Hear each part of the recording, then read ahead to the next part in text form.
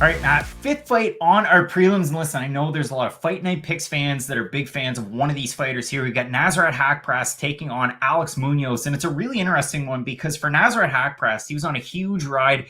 I mean, he lost his UFC debut to Martian Held, which there's no shame in that one. Held had a really good run with Bellator. With the UFC, it didn't go great, but he left on that loss. Kind of strange. Then for Haqparast, he picks up three really big wins. One over Mark Casey, one over Thibaut Gouti, and then he knocks out Joaquim Silva, and it looked like the world was his oyster. So he's taking on Drew Dober in a really tough fight. They were both going at it until Dober really pushed the pressure on him, landed a nice power shot, got him down to the ground, finished it up by TKO. So we haven't seen Nasrat Haqparast in some time. It's been about 6 months since the last time that he fought. He's taken on Alex Munoz, a guy that's not very active. I'll go through it. He fought twice in 2015 since becoming a pro, twice in 2016, once in 2018, and then once in 2019. A lot of people are going to be familiar with the fight in 2018. He beat Nick Newell on Dana White's Contender Series.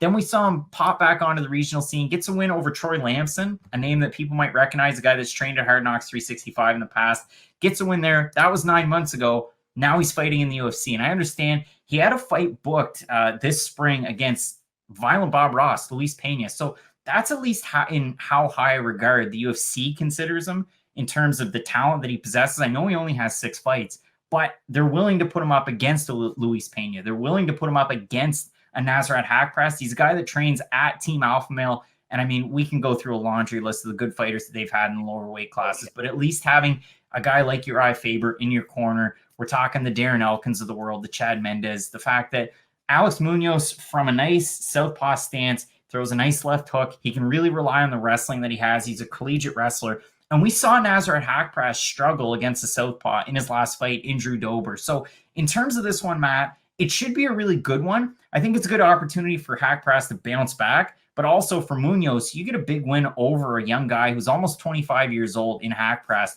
Boom, you're right there in the lightweight division. So what do you make of this one? You made this fight sound a lot more competitive than I'm about to. This is a gimme fight for Nasrat Haqparast, and I don't see it any other way. Because this is the thing. You brought up the other name. Who's another high-level prospect the UFC's been trying to promote? Luis Pena. And it's almost like they were willing to feed Alex Munoz to both of these guys. Wonder if he did that on purpose. Of course they did. Because Alex Munoz, nothing against him. He's a collegiate wrestler. He's a very good one. Trains Team Alpha Male, like you had mentioned. I did watch the Nick Newell fight, but you really can't take a lot from that. And he's fighting Nasrat Haqparast, who up until his last fight against Drew Dober, and Drew Dober, is one of the more disrespected fighters in the UFC. People really don't consider him to be as good as he is. Because I know he had that loss to Beneil Dariush. That was his last loss. But like Beneil Dariush, we're going to be talking about him later. He is second to none, just skill-wise. I mean, his chin's not the best, but when you just look at him and what he's able to do, losing to him is no problem whatsoever. And Drew Dober, he went KO'd Nasrat Haqparast, and then he went on and knocked out Alexander Hernandez in the first round. So it's not just like it was a fluky win. Like, Drew Dober is a hard fight for anybody in that weight class. And for Nasrat Haqparast, hand speed is absurd. The comparisons as a tiny Kelvin Gastelum aren't just cosmetic, because when you look at their fighting styles, yes, Gastelum's been, lazy to say the least in his last few fights, just sort of lackadaisical, but very boxing heavy, very speed heavy. Use their footwork. The Thibaut Gouti fight's interesting because Nasrat Haqparast just got tired for beating him up so bad. The first 2 rounds of that fight was an absolute massacre. He had dropped Gouti. He was all over him on the floor, on the feet, pretty much everywhere. And Gouti was sort of able to come back into that fight by the 3rd round just because Haqparast has exerted himself so much going for the finish that eventually there was just kind of nothing left in the gas tank. I don't think he's going to have that issue in this fight. I think he's fighting a guy who's tailor-made to just kind of be an opponent, to use the boxing term, because Haqparast, what's he good at? Defending takedowns and boxing. That's all he has to do in this fight, and he'll be able to get a pretty easy W. And if you're following Nasrat Haqparast over on the gram, this is one of those things. It looks like he's been training full-time at CompSport over in Germany. And I'm going to list you a couple of names that insert perfectly into a training camp, specifically tailor-made for a guy like Alex Munoz.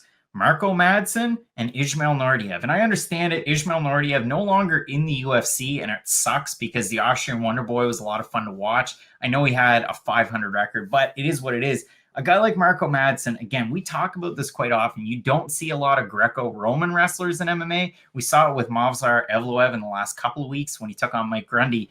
But you look at a guy like that, and all of the parts and parcels fit well for this fight.